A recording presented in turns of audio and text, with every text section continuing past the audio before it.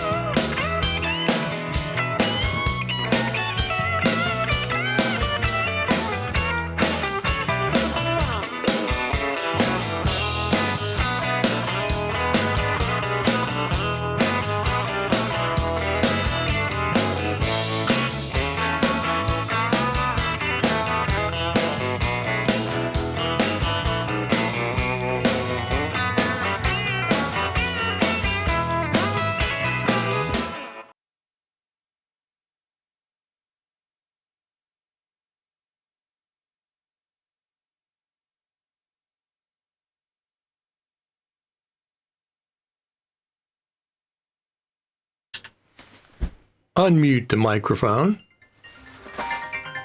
which I sometimes forget to do. When I switch scenes and I turn the microphone off, sometimes I forget to turn it back on again. So this time we're good. How's everybody doing out there? All around the globe. We have people watching from everywhere around the globe today. And I appreciate everybody stopping in for another Saturday Final Cut TV and Coffee. We got some things to talk about. Mainly, here we got 2 thumbs up already. Thank you very much. It is appreciated. Mainly about Final Cut Pro 11.1. There's some nice tutorials and stuff we'll go visit. Let me just put these out.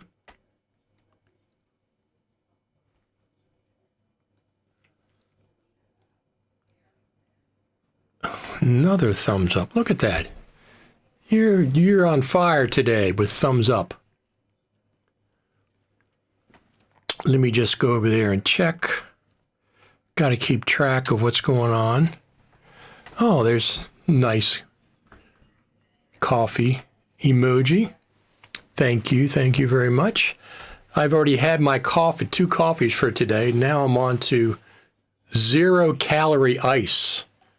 No calories, but boy, it tastes good. I don't know what kind of sweetener they use, but it tastes good. I get grapefruit, something 0 sugar. So we got some cool things to talk about. Good morning from Lincoln, Nebraska. I know, buddy. And then we got our friend Daniel. Hello from Montreal, Quebec. Absolutely. There's another thumbs up. You're on fire this morning with all the thumbs up. That's really cool. So, any news from the Final Cut TV community out there, the worldwide community? I have a few things. One of the things that they introduced in the Final Cut Pro 11.1 is adjustment clips. Now, they are turning out to be a lot more handy than just adjustment layers. Some of the things you can do with them are pretty darn cool. So, they're better than adjustment titles. The adjustment layers, they were titles. They're better because they're actually clips. Greetings from, here we go. Greetings from sunny Iowa, absolutely. Greetings, Nature Photo Studios and our good friend Sean Beckner. Good morning, Richard. Sean, I don't remember, did you go to NAB this year? Did you go to NAB? I don't remember if you did or not. I can't remember if you ended up at NAB. I followed along. We had our friend sending me some videos from NAB, including the opening video. Let me go over there. And he said he did not. Okay. I wasn't sure if he did or not. I couldn't remember. Let me go over here. Our friend Jacob Rush sent me some opening videos from NAB, and it looked like it'd be about the same amount of people as last year. Sean said he did not, maybe someday. Yeah, I could return. I didn't go this year, but I could return to NAB. But there's going to have to be a reason besides just the general events, the general booths of different manufacturers. I mean, at this point, the most exciting thing would have been to go to the Blackmagic booth and perhaps talk to, or again, to Grant Petty like I did last year. That was very cool. But even last year, there were events to go to that I wanted to attend, including the Strata party Michael Cioni put on Saturday night. But this year wasn't anything there. There was no strata party. There was no super meet. There was no faster together stage. Somewhere around here I have that tag from the faster together stage. I know, buddy, I've converted one project to adjustment clips so far. Yeah, they're pretty handy. Adjustment clips are a step up from adjustment layers. Once again, the old Final Cut Pro team snuck that in on us, and we weren't expecting that. I saw nobody in all the things that I've seen wished for in Final Cut Pro, nobody had adjustment clips, built-in adjustment clips. So it's different than adjustment layers. They're different. So I'm excited about a new microphone that I've ordered, and it's coming in tomorrow from Amazon. Now, I was looking at this mic over the last month or so, looking at it, $249. Last night, Amazon had a flash sale on it, and it was down to, I think, $211, just for 15 minutes or something like that. So I grabbed it. I checked it and I grabbed it. So that's pretty cool. And then the good thing about Amazon is, what's the good thing about Amazon? There's a lot of good things about Amazon. One of them is if you carefully open up the package and stuff and don't abuse whatever product it is, you can return it most of the time without any issues. So I get to try things out, this microphone. I get to try it out, and if it suits what I intend to use it for, I'll keep it. If it doesn't suit me for some reason, I can return it. Now, you have to keep, they've been more strict about it recently. You have to have it, it has to pretty much be in perfect condition with the original packaging, with the original cables, with the original accessories, with the original instructions and everything now. You got to keep it in pristine condition.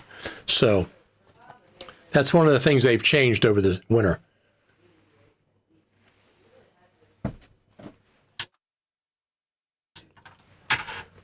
Turn the mic back on.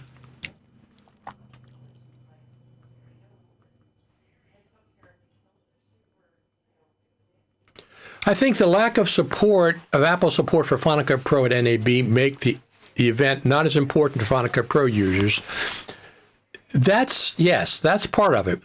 Because when I started going to NAB in 2016, I think was the first time I went, and there was Apple events in 2016, 2017, 2018, and even in 2019, somebody from the Final Cut Pro team was on the Faster Together stage in 2019. Since then, zero. There's been zero public events, talking about Final Cut Pro. Nothing from the Final Cut Pro team, nothing from Apple, zero. That's a big goose egg from them.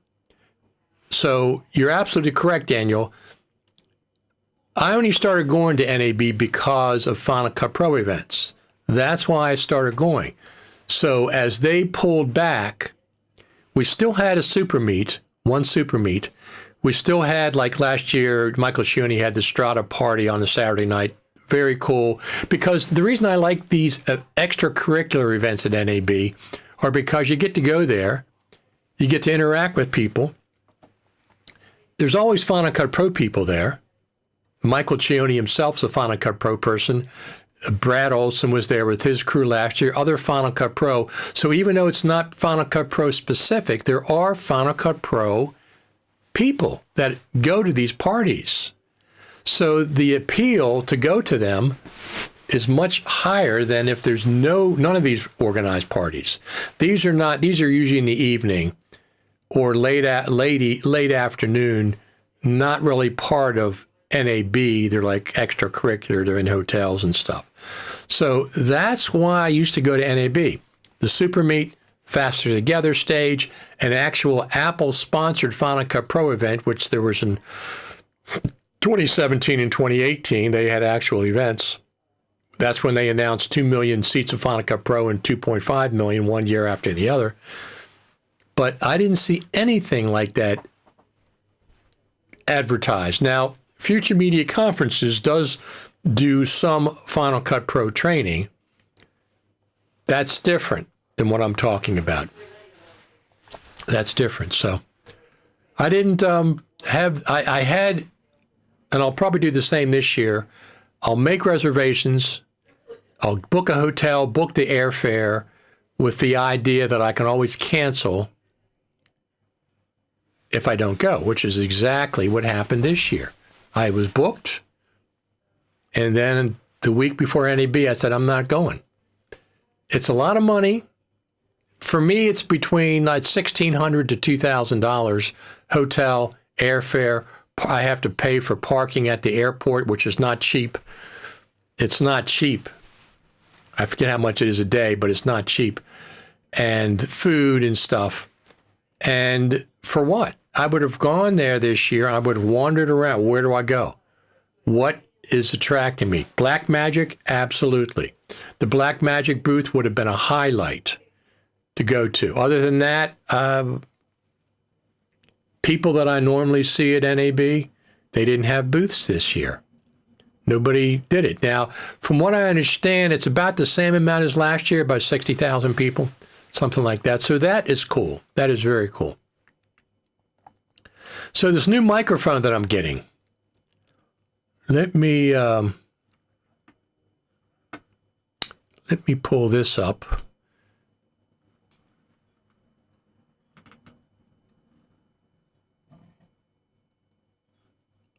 Well, that's not it. What? How did that come up?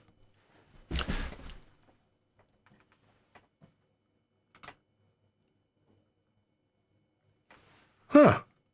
Let me go over here. Recent. Here we go. This is it.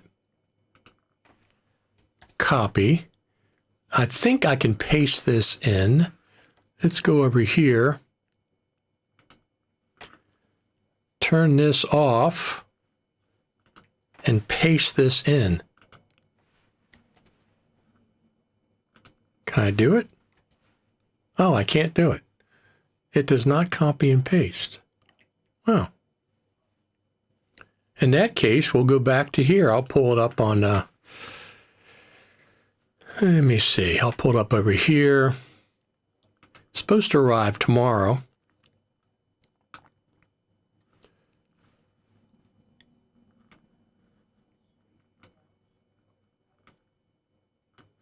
Let me go back to black. This is the one that I've been looking at, and I've been curious about. This is the Kamika VM40 shotgun mic. Now, there's a lot of reasons why I'm interested in that specific mic. First off, well, let's talk about the reasons. Number one, it's a shotgun, medium shotgun. Use it on the Mac, use it on your phone. You can plug it into your phone. It's wireless. It has its own built-in receiver. The mic itself is a transmitter, okay? The mic itself is a transmitter, like a DJI mic or a Rode mic. There's an actual transmitter inside the mic capsule. Okay? Not only is there a transmitter inside the mic capsule, it records internally. It's got 32 gigabytes of internal storage, and it records in 32-bit float. Insane.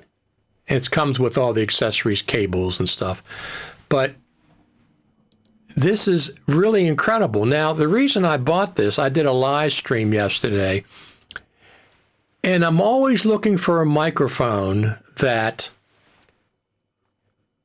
will get me good quality when I'm recording, talking to somebody in front of my setup. So I am never a problem typically because I have my DJI mic. I use a lapel now. It looks better and it sounds good. I use a Hollyland lapel plugged into my DJI mic, going down to my shirt into my pocket. And so that I'm fine. I'm always fine. I have trouble, and I've not got this yet. I'm hoping this mic does the trick.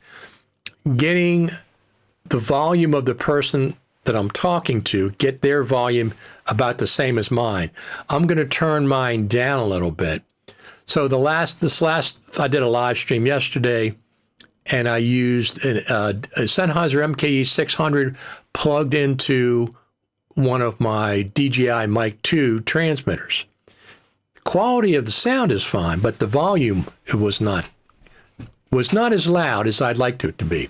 So I figured this microphone has a 0 to 10 physical volume knob on it. It's got a 0 to 10 volume. Now that's got to be some good quality volume in there. Plus, whatever. It's a hypercardioid shotgun mic, which means it's very focused on the front of the capsule and not on the sides or the back. So it won't pick up me talking as much as the person in front. So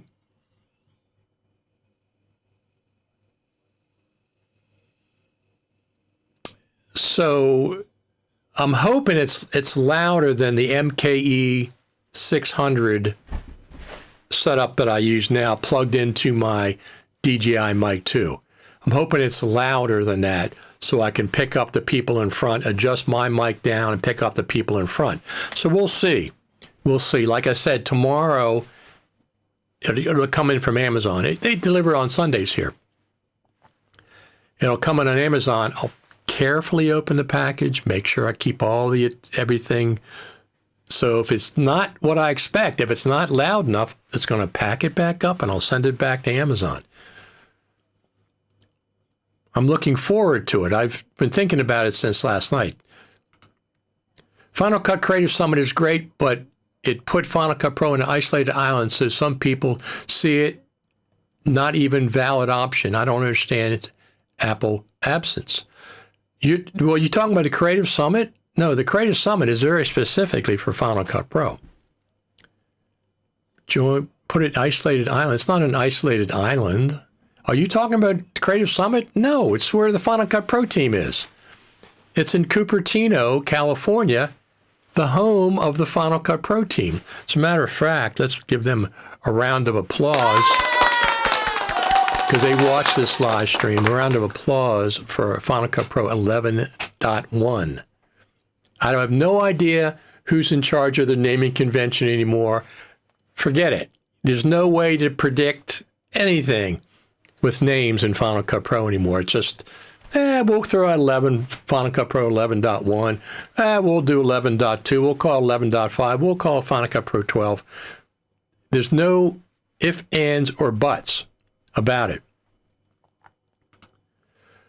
No ifs, ands, or buts about it. So, I'm sorry. Okay, Daniel's talking about he's talking about the Creative Summit versus NAB. Gotcha. I thought you were talking about the Creative Summit. I said the Creative Summit's the greatest Final Cut Pro event in the year, every year. It's great. And it's the biggest in the world. And, it's going to stay in Cupertino. That's where we want it. We go get to see the Final Cut Pro team at Apple Park. You can't buy a ticket to get into Apple Park. You can't buy one. It's not like Disney World. But you get to go to Apple Park, Spaceship Campus, when you buy a ticket for the Creative Summit. It's very special, very special. Plus, you get a presentation from the Final Cut Pro team. 2 presentations. 1 presentation, 1 Q&A session that they do. the last time at the Q&A session, it was such a good session. They were very friendly, very open about things. They talked about things that they perhaps normally would not want to talk about. So, top chat. There we go. Here we go. And it was exquisite. We got in. Well, we'll talk more about the Creative Summit. First off, I don't know about. There's nothing been said about it, Final Cut Pro Summit in 2025. I'm only presuming that there's going to be a Final Cut Pro Creative Summit. I'm only presuming that. Nobody said there's going to be yet. Typically, I'll hear something in May, perhaps the dates, perhaps other information, but they still, Future Media Conferences has to get rid of NAB first. NAB is a big, big deal for them. It's probably the biggest event they do every year. So that's over with, and they'll give their family, friends, employees time to catch their breath. Then they'll start working on the Creative Summit. Starts in May, June, July. And if whatever they tell me I can talk about, when they contact me, I will talk about. I won't talk about anything else. Sometimes they say things like, you can say that there's going to be a Final Cut Pro Creative Summit, but don't give any other information about it. So maybe in May. I think last year I got the heads up in May. We'll see. We'll see what the deal is. There's been no talk about it yet. I'm just presuming it's going to be in November, as it has been for the last 4 years. Last year's, in my opinion, was hands down the best. The best one we've ever been to. First off, we got Final Cut Pro 11. The presentation from the Final Cut Pro team was phenomenal. We got to go into like a mini Steve Jobs theater, an actual theater with theater seating. It was all dark and there's music and they're on stage and everything. Exquisitely produced. So Final Cut Pro team, you have a lot to live up to in 2025. Just do it in the exact same venue. Do it in the exact same venue. We get the presentation at the Developer Center, and then once the presentation is over, which the Final Cut Pro team is on stage, they talk about all the new things in Final Cut. Then we all get together and we walk across the street to the Apple Spaceship campus.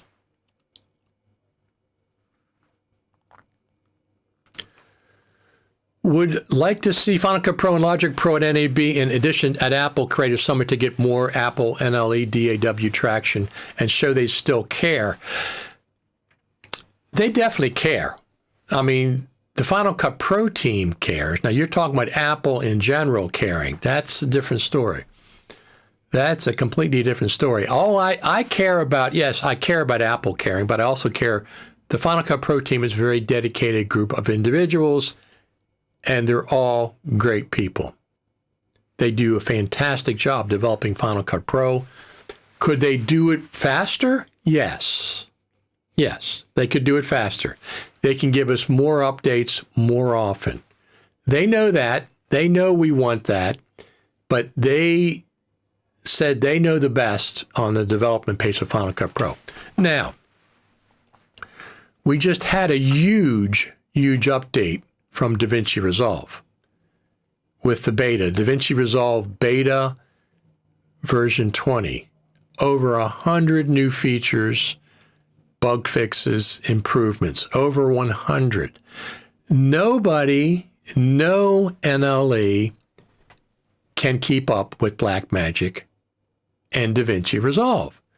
They just can't do it. First off, no other company has all their programs in one, like DaVinci Resolve.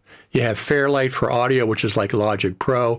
You have a separate color, which is industry standard color application, DaVinci Resolve, which is what originally was. You have two different editing applications, tabs, the edit page and the cut page. Both of them are for different reasons. Then you have Fusion, which is like Motion or After Effects, where you do special effects. And then you have is it called an export page or something? They have all these built into one application. Nobody else does that. Everybody else is individual applications you have to launch. And Blackmagic comes out with I don't know what it's like sorcery. They come out with these incredible updates, and they did it again. Don't compare Final Cut Pro to DaVinci Resolve when it comes to the pace of development. That's not going to happen. I don't ever see it happening, where Final Cut Pro puts out 100 new features and bug fixes in one update. I don't ever see that happening. But you're not going to get that with Logic.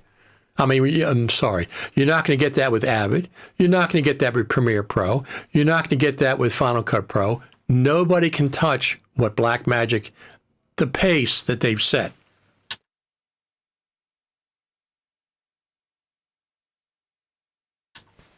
So if that's what you're looking for, that's not going to happen. I can't ever see it happening. Final Cut has its own pace of development, and that's, if you want to use Final Cut Pro, that's what you have to get used to.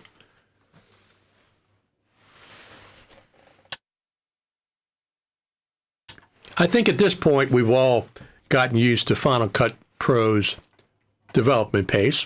I have. I'm very satisfied with both 11 and 11.1.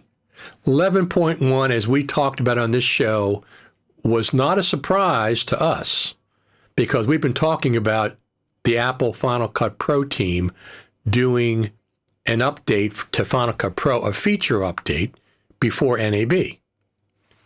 That's exactly what they did. We started talking about that since January, so 60 days before it came out. What was a surprise was what they named it, which was Final Cut Pro 11.1. That was a surprise.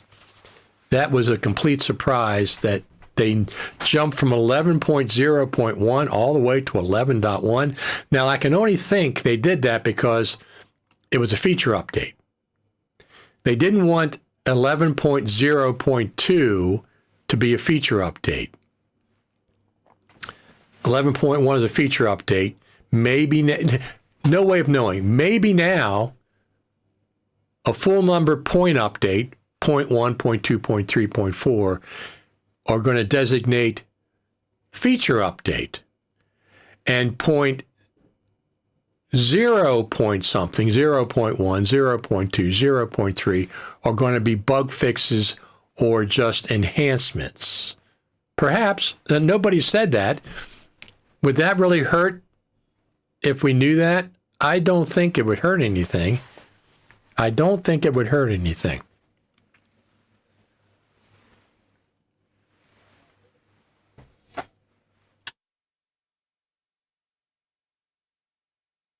All right, look at this. Is this springtime? I think it's springtime, right? It is springtime. But it's not springtime weather yet. We're at 42 degrees Fahrenheit, and it's the middle of April. That's kind of cold because we've already had days that have been in the 70s. We've already had days that have been in the 70s in April, so that's pretty darn cold. Pretty darn cold. There's the bird feeder. We have the suet cage you can see. And you can see some of the trees are developing flowers so they can distribute pollen over the cars. And I get to breathe it in. Let's do this. And I get to breathe it in. It is more difficult to do new features as fast because of the magnetic timeline and impacts on updates. That's the magnetic timeline. That shouldn't be holding development back. If the magnetic timeline holds development back, then they should never developed it. It should not be a down, something that restricts the development of Final Cut Pro. It should enhance it. But I know what you're saying. We all want Final Cut Pro to give us more features faster. No ifs, ands, or buts about that. They know it. They've heard it forever. They will develop Final Cut Pro as fast as they can without causing any issues with it. So they were very open last time at the Creator Summit when we had the Q&A. They were very, very open, more so than they've been in the past. In the past, they've, said, well, they still say we can't talk about future products. We understand that. Excuse me, completely. We completely understand that. We know that. But there's other things you can talk about. And they did. They talked about some things. One of the things they said was they don't see Final Cut Junior on the iPad and Final Cut Pro on the Mac as apps that are going to have feature parity. That's one of the things they said last time. They never said that prior that I recall. So they expect them to be different apps and to follow different paths going forward. That was interesting. That was very interesting that they said that, because I always thought they were supposed to have feature parity, but they don't. It's obvious they don't. It's obvious to me they don't. There's like 40 or 50 things that Final Cut Pro on the Mac has that Final Cut iPad does not have. Does that mean anything? No. It's just an observation. Just an observation. If they did a version of Final Cut on iPad that I could buy outright, I'd buy it. I'm not going to pay for a subscription other than maybe 1 month here and then stop, and 1 month there and then stop. My perception is Apple Pro team can do more and faster, but Apple corporate view may differ. I think the team is in charge of updates. The Apple corporate may want them to put it out at a certain time, but I think they're in charge of their own updates. I don't think Apple corporate's holding the updates back other than to coincide with like an iPhone event or something like that. I mean, we don't know for sure. That just seems like a possibility. Let me just close this up. There we go. I'm not even sure why that came open.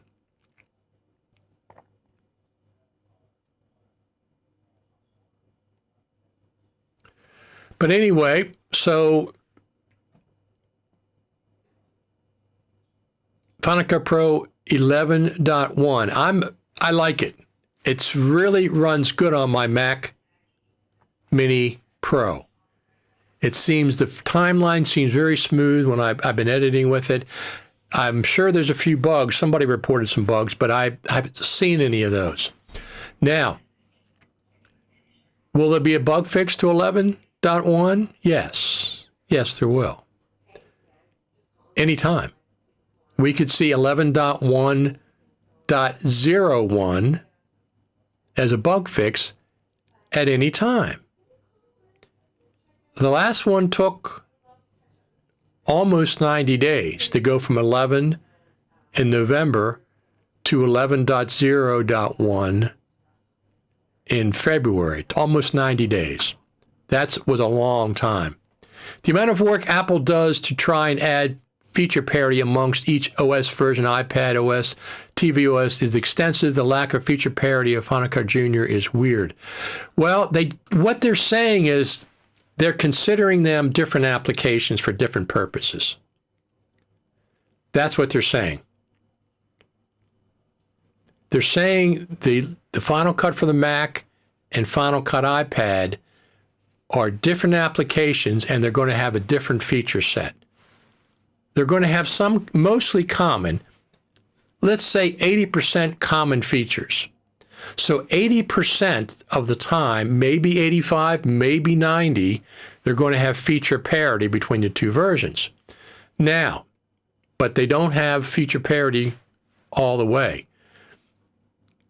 For example, you can't do Multicam Studio on the Mac version. There's no reason for that.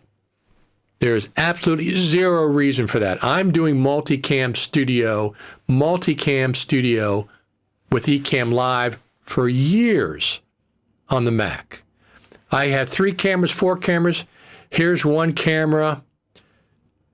Here's another camera I have set up.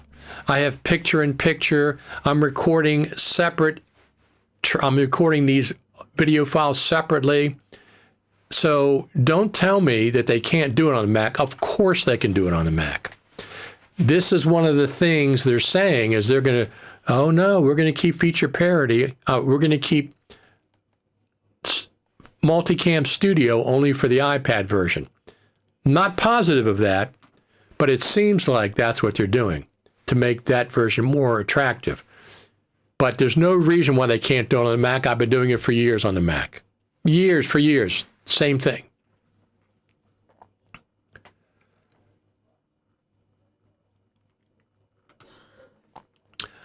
I'm not sure the Apple Final Cut Pro team realizes that even though we prefer this editing software, the enticing features of other programs are slowly shifting opinions, even among those who were fully sold on Final Cut Pro.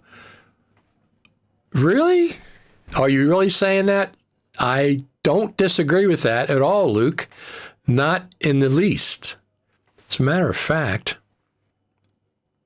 let's do this. Let's see if we have this brought up. I just did another Facebook group. I just started it. And I did this for a very specific reason. It's here. Blank, 3 up, Philip. What the heck? Let's see if I can get this. Me plus screen. Here we go. Look at this. DaVinci Resolve for Final Cut Pro editors. DaVinci Resolve for Final Cut Pro editors. Now, I've started this group. It's only been out for a couple of days. We already got 50 members. And the idea is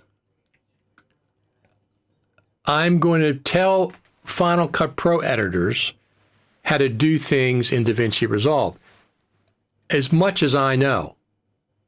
Okay, as much as I know. I'm learning at the same time. I'm learning about DaVinci Resolve at the same time. I go, how do I do this in DaVinci Resolve? Well, how do I add text? There's one tutorial. How do I keyframe? How do I keyframe in DaVinci Resolve? There's another tutorial. DaVinci Resolve, there was a problem with exporting subtitles. How do I, if you don't have DaVinci Resolve, you can get a free version. How do I do a voiceover in DaVinci Resolve? This is where, coming from Final Cut Pro, I'm talking about. Coming from Final Cut Pro. So I've started this group. You can join it. And people keep asking me, which is fine, are you switching from Final Cut to DaVinci Resolve? No, I'm not switching at all. Final Cut is my primary NLE. I've been using DaVinci Resolve Studio for a few years, but never really put much, I never put the learning effort into it as I know. Final Cut Pro's over 20 years. I've been using it over 20 years. DaVinci Resolve Studio, 3 or 4 years. I prefer, for basic editing things and stuff, Final Cut, and I don't see that changing. I got too many years, and I like Final Cut Pro a lot. But I've always used DaVinci Resolve. I can use more than one NLE. I mean, if I'm doing text-based editing, I'm using DaVinci Resolve Studio. Right now, if I want CapCut style captions, right now,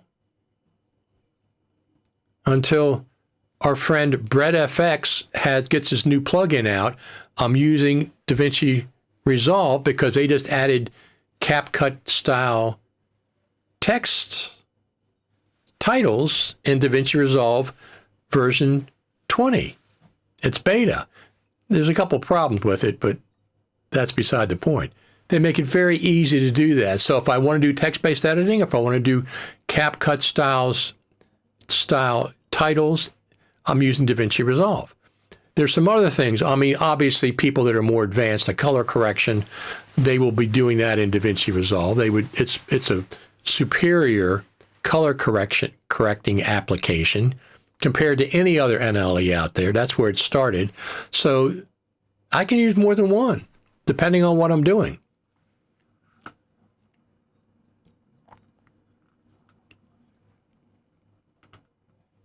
I have sent Final Cut Pro feedback asking the famous audio mixer. Yeah, tell them you know it's in there, that I said it's in there. Do you want it released? Absolutely. I was afraid you were dropping Final Cut Pro while your motives. No, don't worry about that. That's not what this is. This is, I want to learn DaVinci Resolve. And every time I get stuck, I say, well, let me see. This is how I do a voiceover in Final Cut. How the heck do I do it in DaVinci Resolve? Well, there's a tutorial up. I want to do text. I want to do captions. I know how to do those because I've been doing them for a while. And I know how to do them in Final Cut. How do I do them in DaVinci Resolve? So as I learn things, I will be putting up tutorials as well. As I learn things, this is very specific. This is not a place to go if you want to learn about DaVinci Resolve, strictly DaVinci Resolve. DaVinci Resolve has a Facebook group with 150,000 members. They have a Facebook group, DaVinci Resolve, whoever's running it, with 150,000 members. Okay? Go there. There's probably half a dozen or more DaVinci Resolve Facebook groups.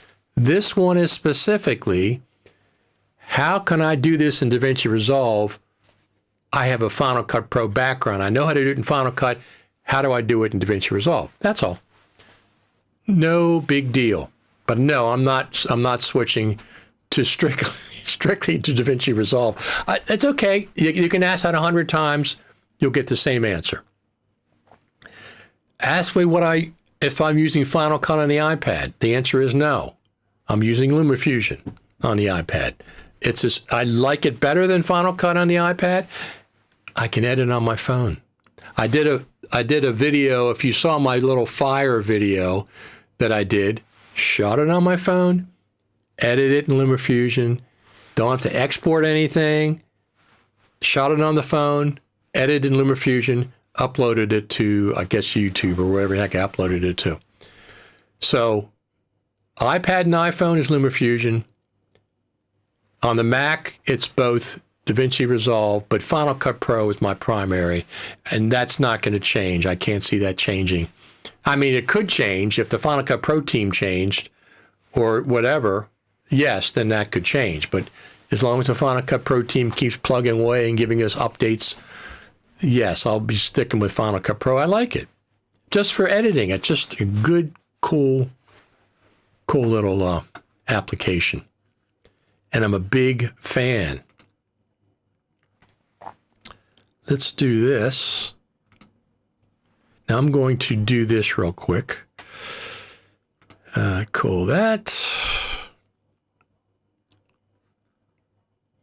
Do this. Do this. This is Sundays for Dogs. Sundays is human-grade, air-dried dog food. 90% meat, 10... Now this is,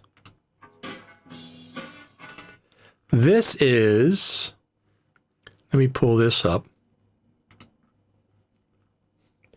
This is how I look at the three main NLEs, Avid, Final Cut, and DaVinci.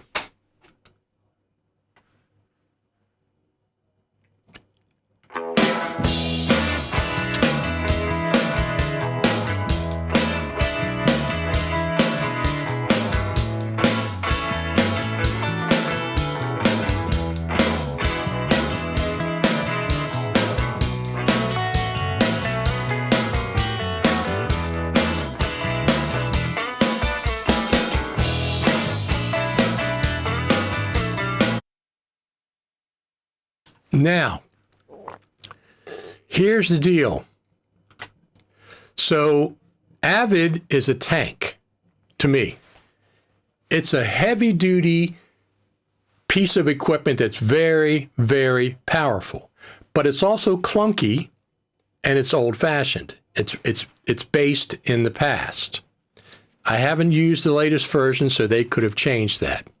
Right below me, DaVinci Resolve is like a work truck. It's got tools it's got ladders, it's got electrical tools, it's got plumbing tools, it's got carpentry tools, it's got everything packed into the work truck, which is what Resolve has. It has all these applications in one. So that's what Resolve is. Final Cut Pro is like a sports car. It's fast and it's very, very zippy. Okay. Can it do everything that Avid can do? No. Can it do everything Resolve can do? Not by a long shot. It can't. But if I want a sports car, it's Final Cut Pro. If I want a work truck, it's DaVinci Resolve. And if I want a tank all the way over there, it would be Avid. If I worked in Hollywood, I'd be learning Avid, or I would have already learned Avid. That's just the way I look at the three NLEs. Is one better than the other? Not really. I think they're all pretty darn cool for different reasons.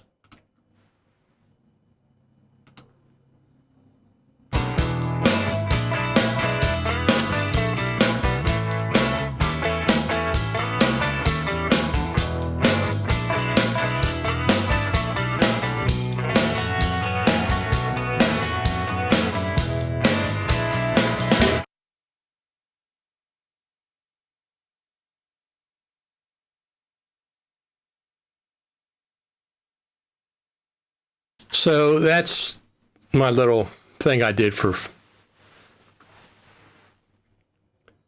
about the three NLEs. Silly question, but have you done cross workflow at one point using Final Cut, DaVinci, and LumaFusion on one project? I have not. I don't think that would be something that I'd want to do. LumaFusion to Final Cut, absolutely. Final Cut to DaVinci Resolve, suppose I wanted to color correct it more advanced than Final Cut offers, yes. XML export, and you have to clean up your Final Cut Pro project. I can see that. How would you categorize Premiere? Premiere itself is, a lot of people use it. Premiere as an NLE, a lot of people use it. So it would be mixed in there. I'm not sure how I'd categorize it with, what would it be? I don't know. Maybe a pickup truck or something. It wouldn't be quite the work truck that Resolve is. It wouldn't be as sporty as Final Cut. It wouldn't be a tank. So it may be just a pickup truck. What I don't like about Premiere is not Premiere. It's Adobe. I absolutely hate their ransom subscription model, where if you stop paying, the app stops working. It isn't like you can go, okay, I'll pay up to version whatever it is, and I don't get any more updates. No. If you stop paying their monthly ransom, the app will stop working and you can't work on it. So when you're retired and you're in your 80s, you got to keep paying. Every month you got to pay them. I hate that subscription model. Absolutely. And the other thing about the Adobe subscription model is, how many times have I heard people saying what a horror show it is to try to quit your subscription? They want to charge you half the time if you quit early. They want to charge you a cancellation fee. Horrible customer relations with Adobe. Not about Premiere itself, but Adobe, that's what I think about it.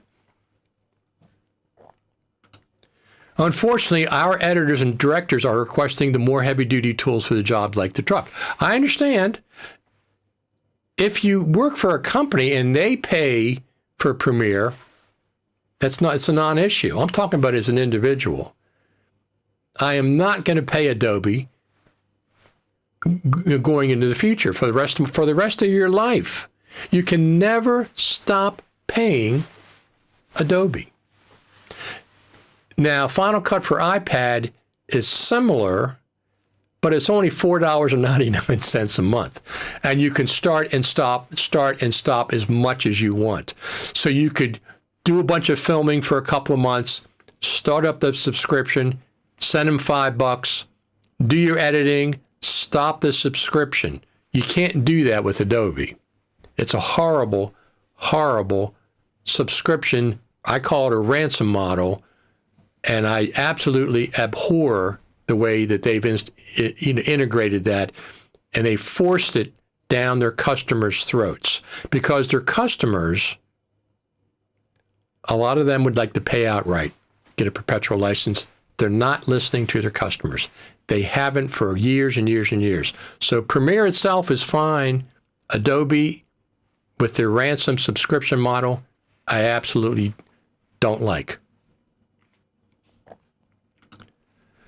Would you put LumaFusion as the best mobile NLE apps?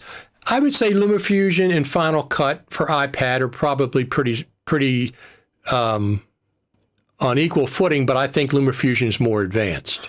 It has more features, and sometimes the features are better implemented than Final Cut for iPad, but they're probably pretty close to being equal. LumaFusion, you pay $29. You can get it on sale for $19.99. It was on sale for $9.99 earlier this year. Perpetual license. Perpetual license. There's no monthly fee. Now, they do have add-on packs. If you want the Final Cut Pro add-on pack, you would buy that separate. No subscription, though. You just buy it outright. If you want the advanced something they just added recently, I forget what it's called, you would buy that add-on pack. That's how they make money going forward. But so far, there's been no, you just buy it, you pay for it once and that's it.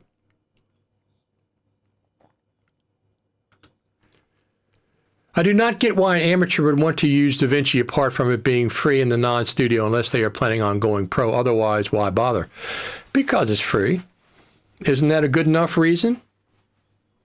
It's certainly a good enough reason. You don't have to get Premiere.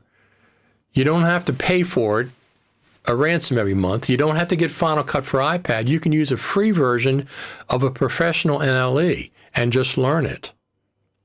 Free is good enough. It's a great application. Let me tell you, it's really, really cool. Maybe a semi-cab with trailer for expense for Premiere. Maybe LumaFusion has a motorcycle. LumaFusion and the iPad version. Premiere as a boat. There you go. It's a boat. It's not Premiere as an NLE. Premiere as an NLE, I'm sure there's a lot of people that use it. I'm not, that's fine. It's Adobe as a company that doesn't listen to their customers because probably 30% or more would prefer having a perpetual license. So are you listening, Adobe? Are you listening to your customers? No. You're saying, no soup for you. No perpetual license for you. We are telling you what you're going to do. That's what I object to. That cramming it down people's throats. Horrible, horrible way to do business and treat your customers. So I would never support Adobe for that reason. Premiere itself is fine. I started on Premiere. So anyway, what else do we have going on here today? We've got another thumbs up. It's always good. So here's a question. People have been reporting 11.1, there's bugs. Are we going to see 11.0.1? 11.1. We're getting these long string of Final Cut Pro numbers. Are we going to see 11.1.01 as a bug fix? Yes, of course we are. When? No idea. Now, I'll be curious, are they going to do 11.2 when they do the next feature update? Well, I'm pretty sure we're going to see a feature update at the Creative Summit if there is a Creative Summit in November, I'm pretty sure we'll see a feature update, because that's what they try to do, is get a feature update around that time period, so you have something new to talk about. And so if 11.2 doesn't come out before then, I expect 11.2 in November with a lot of features, a lot of new features. Now, they could do 11.1.02 with features. Is there going to be no features between now, April, and November of next year? I hope there's a couple more features snuck in there somewhere. That would be, I would hate to see this drought of like 8 months, 9 months, 10 months with no new features. Give us a couple. Give us a couple. I know, buddy. I did manage to crash 11.1 once, copying between libraries with closed captions involved. I've crashed 11.1 several times. I've crashed it several times. Usually there's a plugin involved of some sort. Something going on there. I'm not sure. I've sent the report in, but I forget what it was.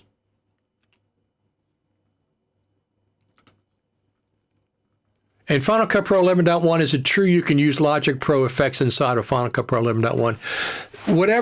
Whatever effects, Final Cut Pro's had Logic effects for years. They just took the Final Cut Pro, they took the Logic Pro team out to lunch one time, and when they went to use the restroom, they went in their knapsack and pulled a bunch of effects out, put them in their pocket, took them in. They were in the next Final Cut Pro update. So yes, you can use Logic effects inside of Final Cut. The ones that they allow, they have most of them. They have a lot of them in there. But for example, one of the features that they added to Final Cut Pro 11 was this new reverb.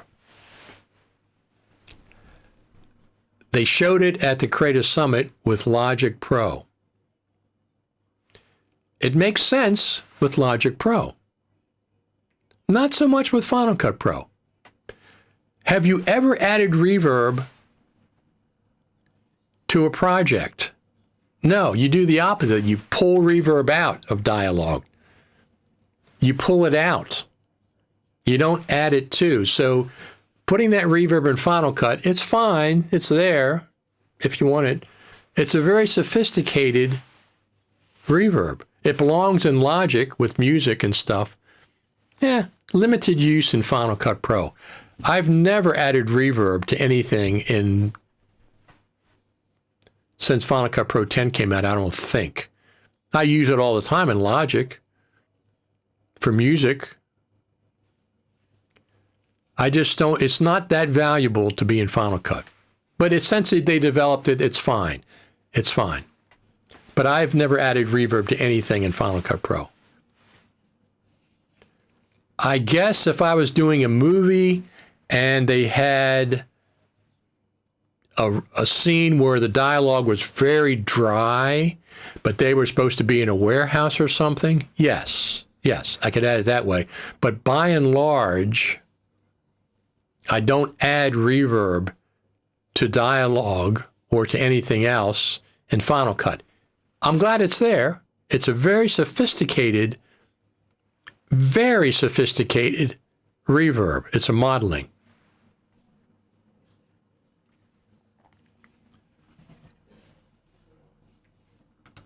Reverb, yes, Richard, we use it all the time. The issue is that it cuts off as soon as the clip ends. Okay, there you go. So people do use it. I never added reverb. I'd taken reverb out of dialogue. DaVinci Resolve is frustratingly fantastic. Final Cut is fantastically fast. Ultimately, no one outside of editors care what a piece of content was edited on. Love Final Cut Pro. Glad DaVinci Resolve is there. Raphael, it's exactly the way I feel. I like both of them. Editing is not a zero-sum game, okay? It's not a zero-sum game. You don't have to quit one in order to edit on the other one. You don't have to quit Final Cut in order to edit with DaVinci Resolve. You can edit with both, which is what I do. Now, my interest in DaVinci Resolve is not Fusion. It's not Fairlight. It's not the color correction. It's editing. It's editing. I like, that's what my interest is in DaVinci Resolve. I'm not a colorist. I have Logic Pro for all my audio needs, specifically music and stuff, and I like it. I love Logic Pro. So the idea that you have to quit one for the other, no, you don't have to. You don't have to. You can use both. It's not a zero-sum game. And I use LumaFusion I love LumaFusion on the iPhone. It's amazingly effective on the iPhone. LumaFusion on the iPhone has 100% feature parity with LumaFusion on the iPad. 100% feature parity. Everything you can do with LumaFusion on the iPad, you can do with LumaFusion on the iPhone. Final Cut, I'd be shocked if they ever brought Final Cut to the iPhone.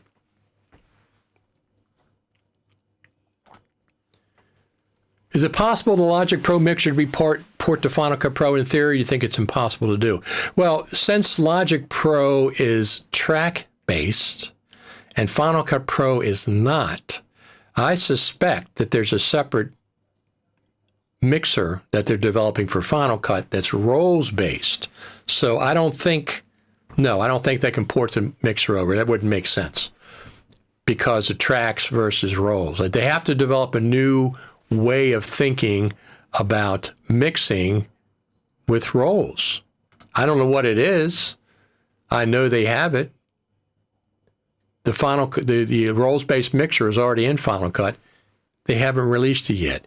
Perhaps we'll see it in November at the Final Cut Pro Creator Summit. Perhaps. That's one of the big ticket items left. Text-based editing, roles-based mixer, better keyframe editor. DaVinci Resolve came out with this new keyframe editor. It's much better than what's in Final Cut. Maybe people forget that editing, motion graphics, colorist, audio, VFX are all skills that can take years to get good at. Absolutely. And not all at once. Get great at one and lean in. Absolutely.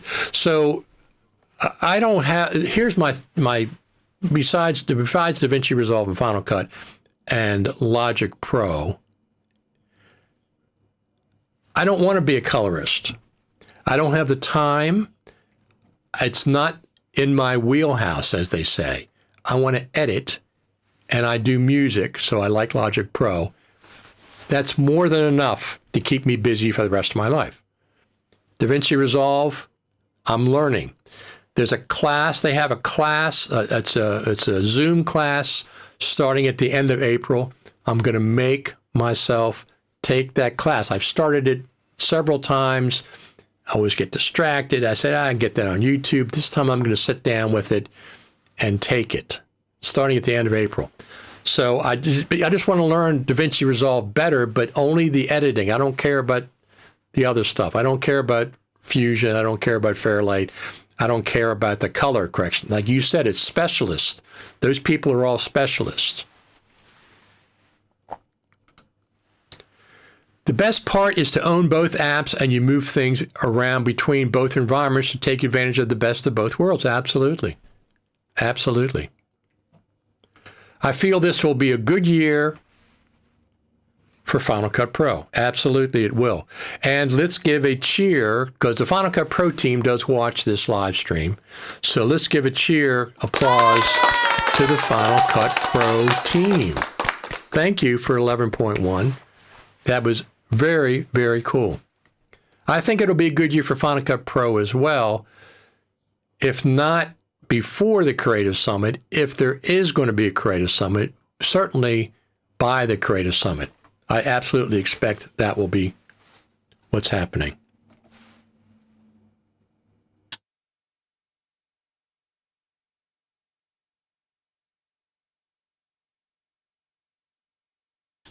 Let's see what's out there. Do I see anything?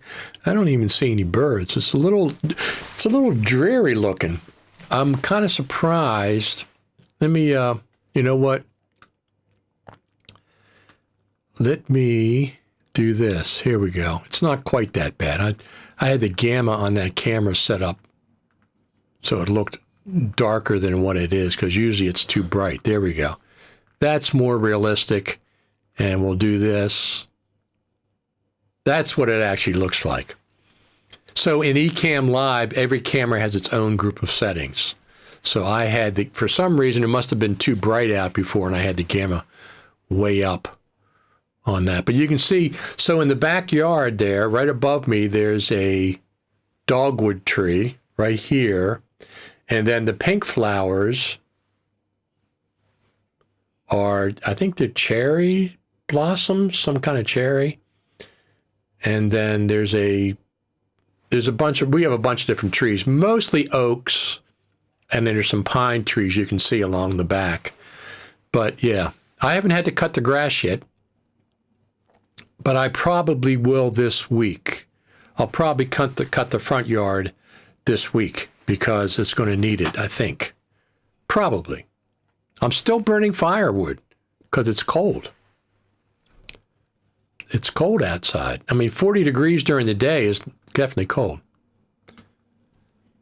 I think Tim will contact you on your phone in the background telling you don't say audio is coming at Creative Summit with Final Cut Pro 11.2. Remember NDA. I didn't sign any NDA with Apple. Not about Final Cut Pro, I'm not on the beta team, so there's no NDA involved there. I can say what I want. If I was on the beta team, I couldn't even have these conversations because I could slip something else accidentally. So I hear things from people. Okay, I get messages in private and please don't share this. Of course, I would never share something that I wasn't supposed to share. But I get input from people from all around the world about different things. Sometimes I'm surprised. 11.1 was a surprise because of the name, not because it came out before NAB, because I was kind of expecting. We've been talking about it for a while. So if I was on the team, I couldn't even probably have this live stream. They'd probably say, you can't do the live stream. No, I'm going to do the live stream. It's more important. It's more important for the Final Cut TV community, to get together every Saturday. We've been doing this for over 2 years now on Saturdays. Every Saturday. We talk about other things as well. I talk about mobile filmmaking, and I talk about microphones sometimes. I talk about when I had the one gimbal, the new Insta360 Flow 2 Pro gimbal, which absolutely fantastic gimbal for your iPhone. It's absolutely the best gimbal out there, in my opinion, for phones. So that's my take on it.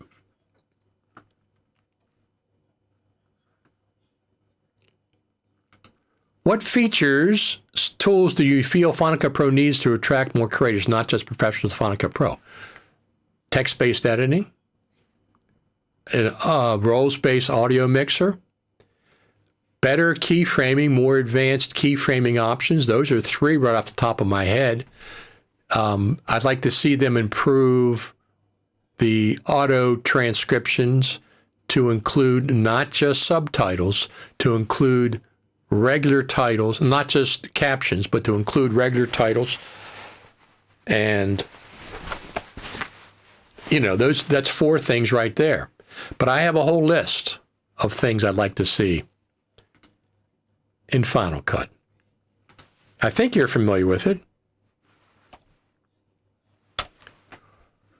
I think you're familiar with it, right? Are you familiar with that?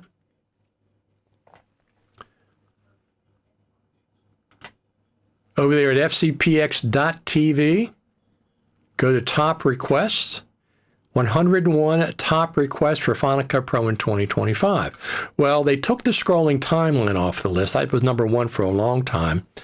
But now Pro Audio features, roles-based mixer with master volume control, text-based editing, project improvements, a clip logger. The idea with a clip logger is this. The idea with the clip logger is this. Right now, when you click on a clip in the browser, I'd like to see it open in a timeline, have a mode or a shortcut. So you click on a clip in the browser and it opens in the timeline area, which is not being used. Okay? Your timeline area is not being used when you're in the browser. But I'd like to see, click on a clip in the browser. It opens up in its own timeline. In the timeline area, you can add markers, you can add favorites, which are much bigger, expansive, more precise way of doing things. And that will only affect the version in the browser. Because right now, that space is not being used. When you click on something in a browser, the timeline is just the existing timeline. I like to see ability to use it as a clip logger to log clips and stuff. So that's just number 5. Better keyframing options, a clipboard manager with history to remember all copied and pasted items for reuse. BRAW support in Final Cut Pro, that is coming, according to the Final Cut Pro team from the last Creative Summit. They said that ability exists now. 5 clicks to make a default share destination. 5 clicks should be 1 click. Just 1 click, right click, and you make it default. Adjustable secondary and primary storyline parameters in the inspector, color improvements. Compound clips expand for editing in place in the timeline. How many times have I heard that? Effects, titles, transitions, browser improvements with a built-in online store. Save, rename, make multiple levels of favorites, not just one. Save, customize, and organize titles with drag and drop. Not save one at a time and do stuff like that. Generators and effects in their respective browsers via drag and drop directly in Final Cut Pro. So that's just the top 15. I have almost 100. One of the other things that, what was I going to say about the transitions? I'll think of it in a minute, but transition. Oh, when it transitions in the timeline or an effect, transitions at this point, or a generator is in the timeline, let me Shift F it back to the browser. If a transition's in the timeline, let me click it, Shift F, and it takes me back to the transition in the transitions browser or the generators browser or the title. If I Shift F a title, let me take it back to where it is in the titles browser. That's a little something that would be helpful. I could have used that many, many times. Richard, you are our secret weapons to feed Apple Pro Team more directly. Absolutely. They watch this live stream. The Final Cut Pro team does. Now, can they say they do? No. Do I know they do? Yes. I know they do. So this is your chance to directly say to them, hey, I want to see this. I want to see that. They get it directly. Now, of course, you want to use the feedback page, either in Final Cut or on fcpx.tv. There's a link there. Give them feedback. The more you want something, the more feedback you should give them. Don't do them the same thing over and over again once a week. Maybe once a month, once every 2 months, if you want a feature.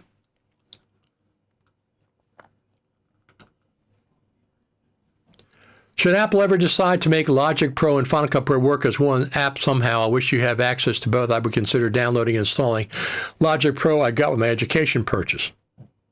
Yes. Remember, Logic Pro is not a post-production audio app. It's a music creation and sound design app.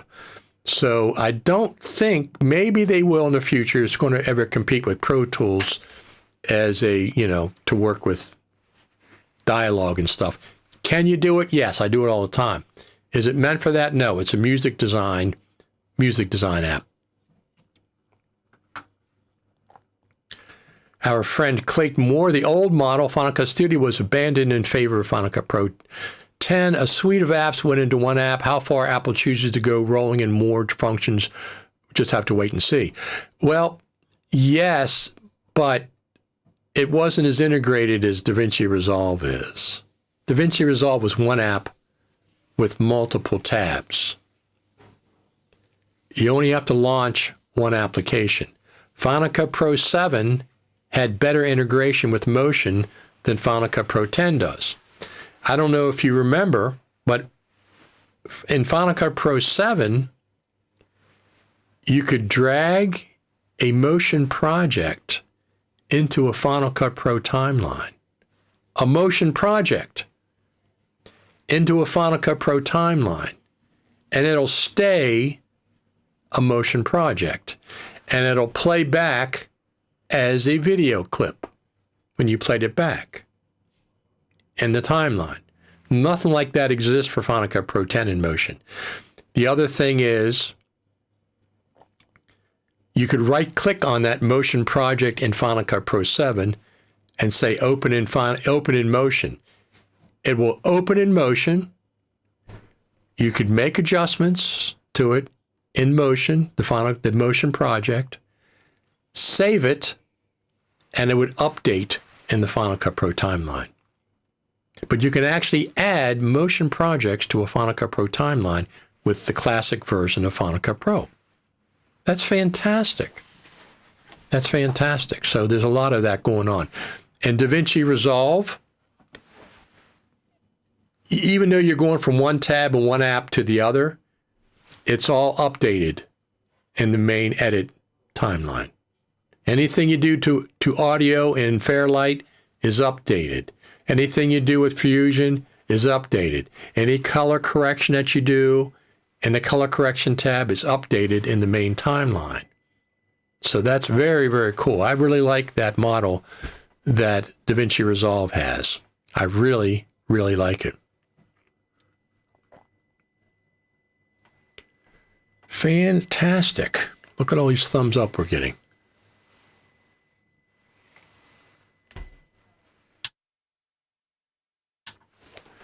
So, one more thing. I want to take you over there to fcpx.tv. We'll go over there. And if you go to the main page here, so there's a couple things. So send your requests, bug reports, or feedback to the Final Cut Pro team here. This link has been on there for years. Just click that, and it takes you right to the Final Cut Pro feedback page, fcpx.tv. It's right there. So here's our Final Cut Pro 11.1 master tutorial list. This has the best Final Cut Pro tutorials available. 11.1. Draggable timeline markers in Final Cut Pro. There's our friends Steve and Mark. Our friends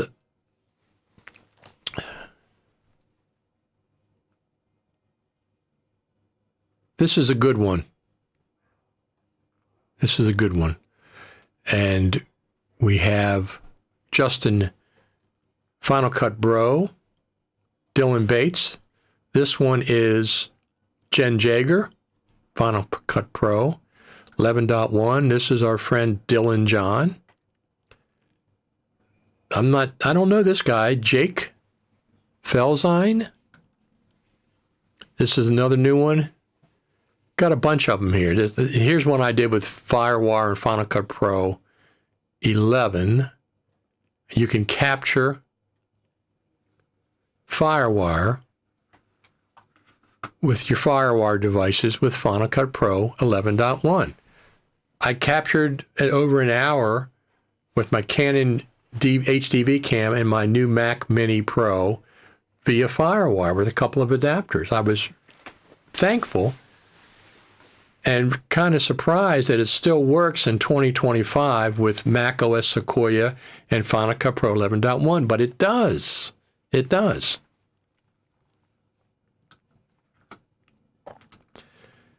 Most NLEs start to use plugins to get full features like Final Cut Pro does. So Final Cut Pro depends a lot on plugins, and there's nothing wrong with that. I like the plugin developers to absolutely be making a living making plugins for Final Cut Pro. Absolutely. And there's some things that I want Final Cut Pro to have native features. I don't want Final Cut Pro to be a skeleton and you have to have 100 plugins to get things up to par with other NLEs. There's a way to do both. You definitely want, I mean, for titles, for example, they've added a ton of titles and transitions and generators into Final Cut Pro. But I have a lot. I have thousands of third-party plugins, literally thousands. And a lot of those are titles and stuff. One of my things, I like arrows. I use arrows in my tutorials all the time. And one of my favorite arrows is a squiggly arrow that points to something and then squiggles online. Well, I just sent Mark Spencer a message on X, a private message. I said, I love your squiggly arrow. That's my new favorite one because the arrow points, but it squiggles. It squiggles when it's after it points. I really like that. So I love arrows. I use arrows all the time. So there's probably about a dozen or two that I really, really like. And that one with Mark, I don't know why I missed it originally, but I bought the package, but it has a squiggly arrow. I really like it. So I like plugins. I like plugins. Am I going to rebuy them for the iPad? No, I'm not. I'm not going to buy my plugins over again to make them run on the iPad. That ain't going to happen. I've never even tried Final Cut for iPad. I've been around it because we were shown it at the but like I said, I use LumaFusion on my iPhone. This is in my iPad Pro. I bought the iPad Pro when it came out last year. I got it on sale on Amazon for a couple $100 off, and I got it for LumaFusion.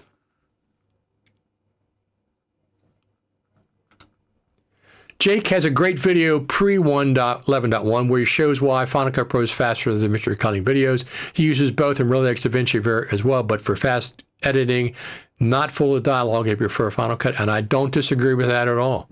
I mean, at this point, of course, I'm faster on Final Cut than I am on DaVinci Resolve, because the DaVinci Resolve, I have to go and look up how to do things. I don't even know how to do a voiceover. I do now. It's on the cut page, but I didn't before that. So no, I think Final Cut is the fastest for just pure editing. I think it's the fastest for pure editing, which is what I'd mostly do. And I have thousands of plugins for Final Cut. They don't port over to DaVinci Resolve or to LumaFusion. I bought them for Final Cut. They work in Final Cut, and I'm not going to get rid of them. Our friend Luke from the Creative Summit, text-based editing, advanced color management, search clips using video audio recognition by typing a single word. I'll put that here. There you go. Send it over there. Absolutely. Final Cut, years ago at NAB when Final Cut Studio was selling for $12.99, people at the Media 100 booth, a $50,000 then, had these long faces referencing Final Cut. How do you compete with free?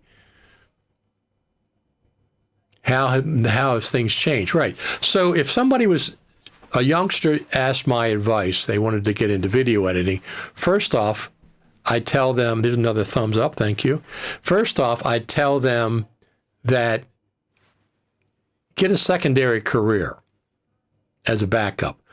Go to college or school for something else so you can have a steady source of income. And then on top of that, edit video. That's what I would do. Whatever you wanted to do, computer programming, if you wanted to go into medicine, you wanted to go into construction, get a backup career that can pay your bills. And then on top of that, learn how to edit video If at some point the video editing took over as your main career, that's fine. But I would say do two things. Download the free version of DaVinci Resolve. It's free. It's free. Learn how to edit with it. Download iMovie. It's free. Another thumbs up, thank you. It's free. Download the 90-day free trial of Final Cut Pro. You get it for 90 days for free. Not only that, you can also, when they put out a new version of Final Cut, a lot of times you can get your additional 90 days. A lot of times you can get an additional 90 days by re-downloading the trial. I know there's a trick to doing that by changing the date on your Mac, but that's not what I'm talking about. So get the free version of DaVinci Resolve. It's hands down fantastic. It's free. Get iMovie. It's free with any Mac. Get the 90-day free trial of Final Cut Pro, and or try out Final Cut on the iPad. If you like the iPad version better than the Mac version, that's what you want to do.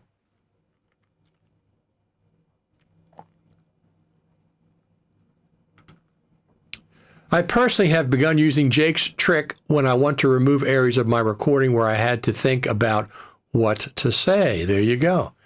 You're talking about Jake. He's one of the people that I guess put in my page there for the best Final Cut Pro 11.1 tutorials. I keep that semi-regularly updated. I haven't updated it that much because it seems to be the same videos over and over again. For the most part, there's a couple that have original ideas. Let's go out back and see what's going on out there.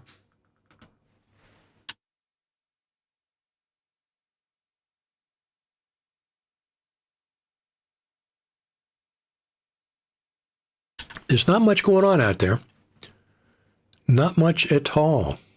So do you have any Final Cut Pro news? Does anybody have anything, either a bug report or anything that you've heard about Final Cut? Another thumbs up. Thank you very much. We like those thumbs ups. Thank you.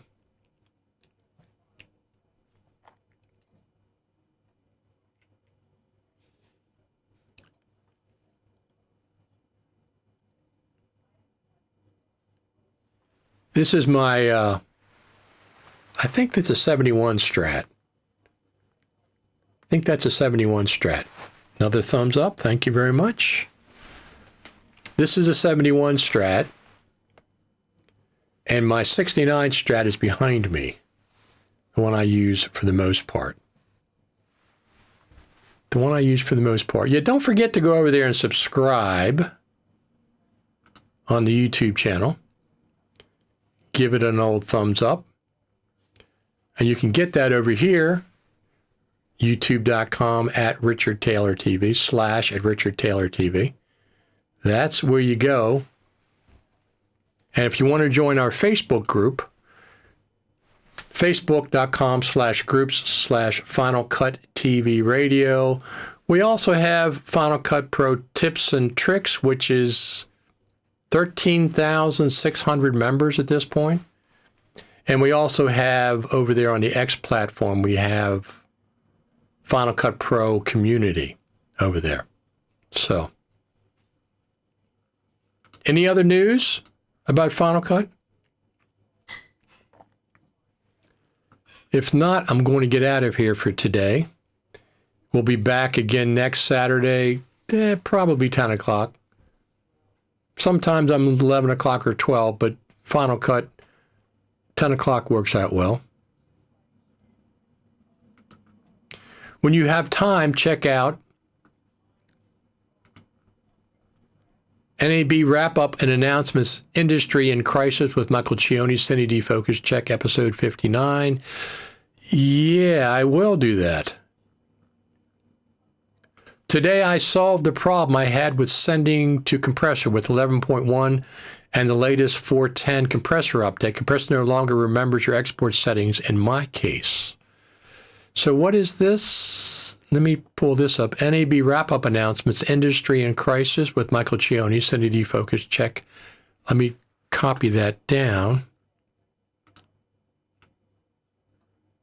Let me go look for it right now while we're talking. There we go. What's audio.com?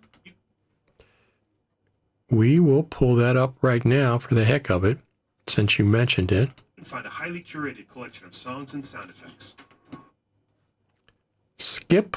What Blackmagic did is they went up ladder. They started at the bottom and moved up ladder.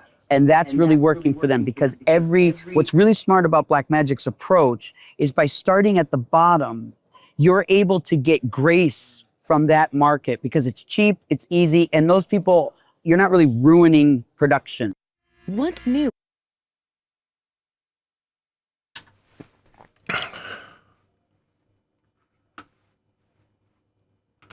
Very cool. So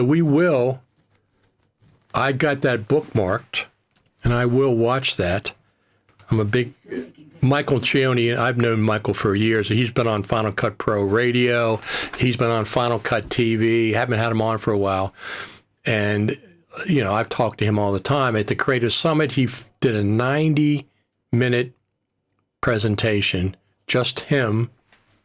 He has iPhone either for notes or the iPhone was changing his keynote. I'm not sure which, but Michael's incredibly talented guy, and he's also a big Final Cut Pro proponent. So there you go. Yeah, they had some bug fixes in 11.1, but anyway, I'm going to get out of here and go get on with the rest of my Saturday.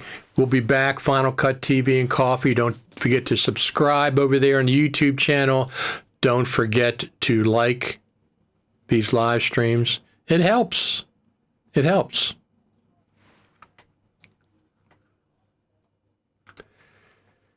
People who ignore Michael Cioni do so at their own risk. He's been a big proponent of Final Cut Pro for years.